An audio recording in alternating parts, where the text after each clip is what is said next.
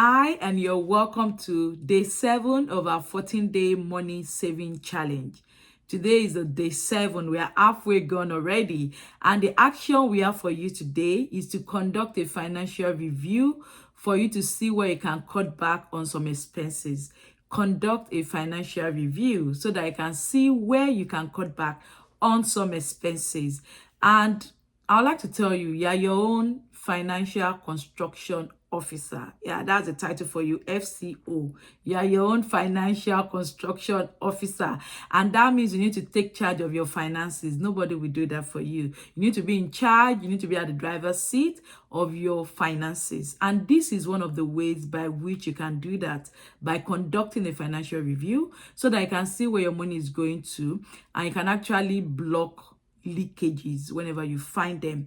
So I'll give you 3 guidelines that can actually help you to carry out this activity or this action.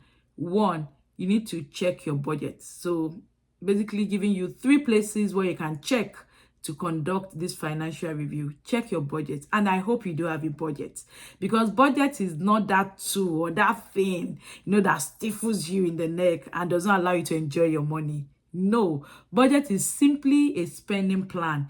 It simply helps you, to be intentional about spending your money. It helps to be intentional about what you spend your money on. It helps you to consciously make a decision about what you do with your money. So it empowers you. It puts you at the driver's seat of how your money is spent. So check your budget.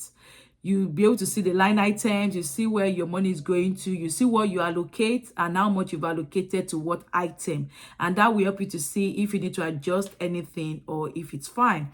The second place you need to check is to check your bank statement. I do actually have a video on this channel where I spoke about what to do with your bank statement. That would be a good video for you to watch, and you will see the link to it at the end of today's video.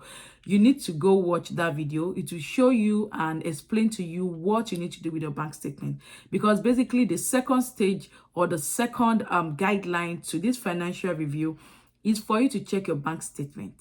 Check the line items in your bank statement, because your bank statement is actual. It shows you the actual places where you spent the money, the actual items that you spent the money on, and the amount that you spent on what? Not the amount you're planning to spend, but because sometimes what you're planning to do might be different from what you actually did. So your bank statement will show you where you actually spent the money, and you can see for yourself and bring out leakages and actually sit down and plan to block those leakages.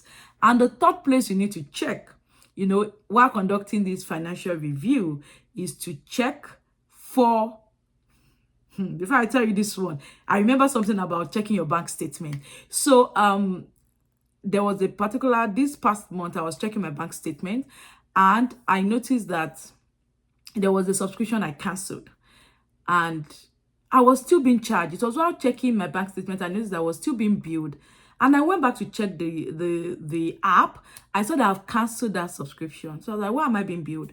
So I checked their customer service number. I called, and they actually checked my profile and saw that I've canceled the subscription. But on their site, it was showing that I was still on. So they had to do a manual reversal and all that on their system to actually get me cancelled from that subscription. So another thing came up, act of negotiation. So I was like, okay, so now you see that I've canceled the subscription, but you've been billing me. So I think I need to get refund for the billings you've done, because I've canceled the subscription. So you're like, okay, let me see and all that. And she checked, and eventually I got 2 months refund, based on what they checked on their system. And I was so glad that I negotiated further to get that amount, and that's some savings for me. So it's important that you actually check your budget, check your bank statement, and the final place you need to check is to check your grocery list. Check your shopping list. What do you spend money on when you go for your groceries?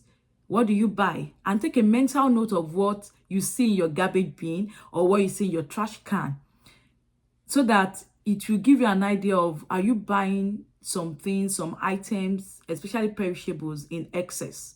Because if you look at it, if you take a mental note of your garbage bin or your trash can, and you notice that there are some particular fruits or veggies or something that you trash regularly, that means you're buying more quantity than is required. So, checking your grocery list will actually also help you to see what you need to reduce, probably the quantity or the timing of the purchase, so that you can cut down on the wastage.